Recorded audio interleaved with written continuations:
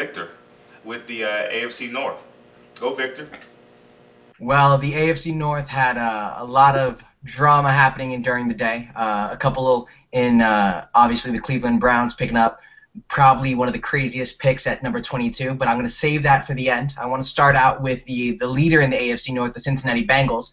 Overall, I think they had a pretty good draft. If I was just grading their players, they got a B.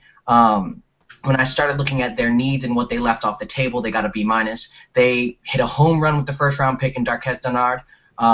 Balls out cornerback, great player. I was actually hoping for my Steelers to get him, and people thought that he could go up as early as 10, as early as 15, but it's a steal picking him up at 24.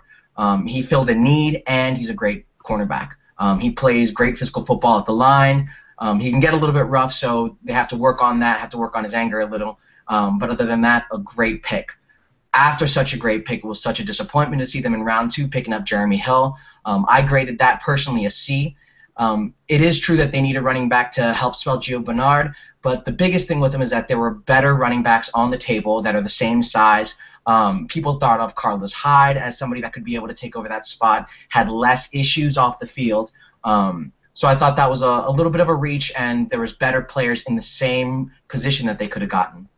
Other than that, the Cincinnati Bengals did great at the end of the draft. 6th and 7th rounds are usually my favorite to evaluate. I like to see a lot of good special teams play. I like to see a lot of people with some upside, and they picked some great picks on that. James Wright, in particular, in LSU, won Special Teams Player of the Year, and that's what you want to see in a 7th-round pick.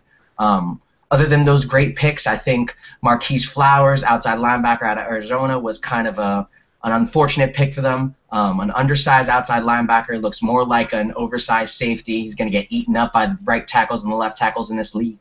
He's not going to be able to do much for them. So overall, because they didn't draft for need as much, they missed on a safety. I gave them a B minus. Next, on the Pittsburgh Steelers, I think they had the best draft in the AFC North. They're the only team that got an A from me, and it didn't seem like it was going to be that way when you look at their first-round pick. Every analyst had them going for Darqueze Dennard in the first-round pick with the 15th pick, but they ended up pulling something out of left field, something they never do, and getting Ryan Shazier, outside linebacker out of Ohio State. He plays outside linebacker for a 4-3 defense, so he's probably going to end up being our inside linebacker next to Lawrence Timmons. Great player, extremely fast, actually ran a 4.4 40 in the combine, faster than what Darqueze Dennard did. And he shores up a lot of things that the Steelers had going wrong last year.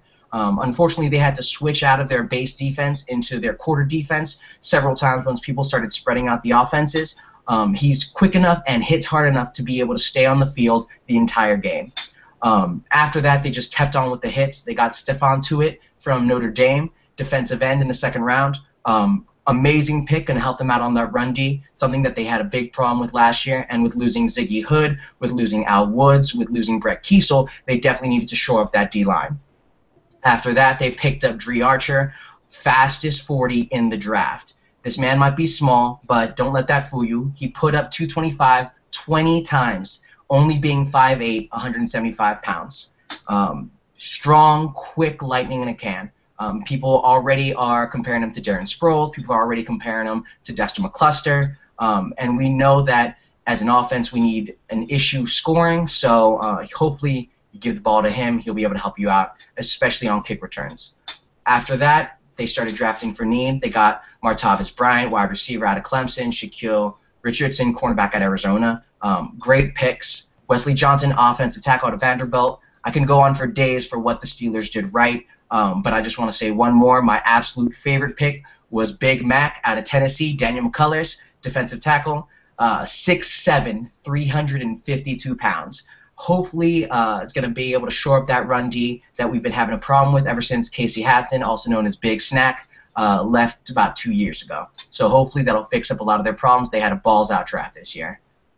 The Ravens actually drafted a lot of good players. My main problem with their draft is that there was some that seemed a little unfortunate for them. They needed a tight end, but they got Crockett Gilmore in the 3rd round out of Colorado State.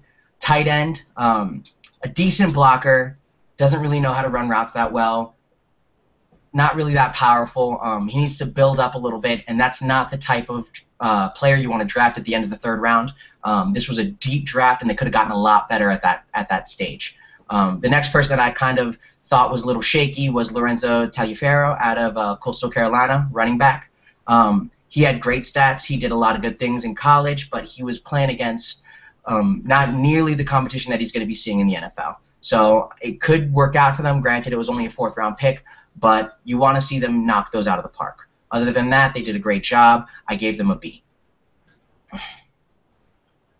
I'm looking at, finally, what everyone wants to talk about, the Cleveland Browns. Now, people will give them a better grade than I think they're worth. They got 10 picks this year, and they kind of parlayed that into some trades and ended up only with 6. The biggest one, obviously, Johnny Manziel, 22nd in the first round. Great pick for them. They absolutely needed a quarterback, and they need someone to help out the franchise, not just throw the ball. He's going to be able to sell tickets. He's going to be able to sell jerseys, everything they need. My biggest problem was their first pick, Justin Gilbert at the 8th. It's a little bit of a reach. They didn't really need cornerback after drafting Pierre Desir in the 4th round. I know they didn't draft him yet, but if they were looking at that man, why draft another cornerback? Now you have 3 great cornerbacks, and what's going to happen? One of them going to play nickel. I feel like it's a waste when they could have picked up Sammy Watkins, when they could have picked up Mike Evans, who played at Texas A&M with Johnny Manziel. They definitely needed a wide receiver, and they did not pick a wide receiver in the entire draft. It felt like they left some things on the table. Other than that, they had a decent draft. Joel Bitonio on the 2nd round, great pick, but I think at the end of the day, everyone's going to ask, why not a wide receiver, especially in a draft this deep? So that was my AFC North draft grades. Tell me what you think. Thank you, Victor. You definitely showed your black and yellow colors. Black and gold colors in that little draft grade scenario.